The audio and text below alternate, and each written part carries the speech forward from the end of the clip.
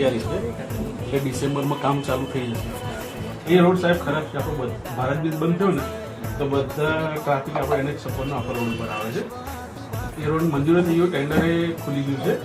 Tender મંજૂર થઈ જાય એટલે અમે વરઘોડો રાખશું.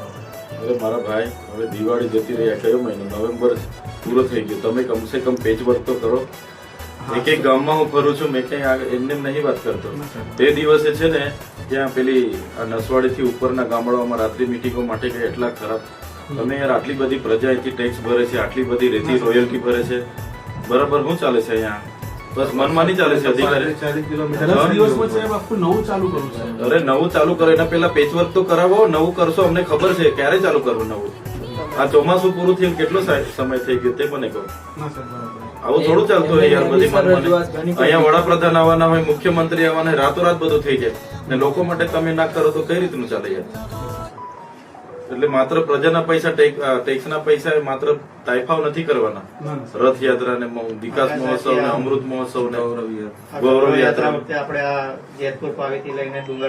બસ એમાં તમારે કન્ટન્જન્સી ખર્ચો નથી પાડવાના મારા ભાઈ. આ વર્ષે કેટલો ખર્ચો પાડ્યો રિપેરિંગમાં, સાઇડ કટિંગમાં, નાળામાં? કેટલો ખર્ચો પાડ્યો ચોમાસા દરમિયાન મેન્ટેનન્સમાં? ચોમાસામાં તો આપણે ડામર નથી કરતા. અરે ડામર ની વાત થોડો કરું છું. સાઇડ કટિંગ કર્યું હશે ને, ઘેરું ચૂનો લગાવ્યો હશે, મેન્ટેનન્સ કર્યું હશે, નાળું તૂટ્યું, પુલ તૂટ્યું, દિવાલ તૂટ્યું છે, પણ જે ખર્ચો પડવાનો બાકી છે એવું હશે હું તમને ગણતરી કરી. ના ના, આવું હોય જ ના. આખા ચોમાસામાં કેટલું કામ કર્યું તે કહો મને તમારા ડિવિઝનમાં. પછી તો એને એસ્ટિમેટ બનાવવાનો પણ બાકી છે. એટલે એમને કામ થોડું કોઈ કામ કરવું. વાત કરવા તો ઉભા રહો ભાઈ, બોલવા તો. મેં એવું કેમ છું, ચોમાસામાં તમે બધું કામ કરાવી એના એસ્ટિમેટ હમણાં બનાવવાના? હા સાહેબ, એવું હતું હોય છે. પહેલા આપણે એમને એડવાન્સમાં કામ કરી દેતા. કેટલું કામ કર્યું ગામડાઓમાં? તો કઈ કર્યું નથી. નહીં તમે સાઇડ કટિંગ કરાવી આખી ગાડીઓમાં. તો બધા અહીંયા તે દિવસે વીજળી બધું ફેર્યા અમે. આખી ગાડી કાઢવાની અઘરી. સામેથી 2 વ્હીલ વાળા હોય તો ઠોકાઈ જાય.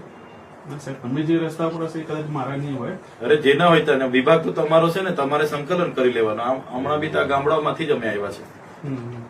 એટલે બધું ધ્યાન આપો યાર, આવું નહીં કરો. પ્રજા હેરાન થાય છે. આટલી સરસ જગ્યાએ તમને કામ કરવાની તક મળી છે. આ આદિવાસી ગરીબ લોકો છે બધા, એમનું કામ કરશો પુણ્ય મળશે. હા, એ જ કેમ છું. આપણને બધાને સેવા કરવાની તક મળી છે.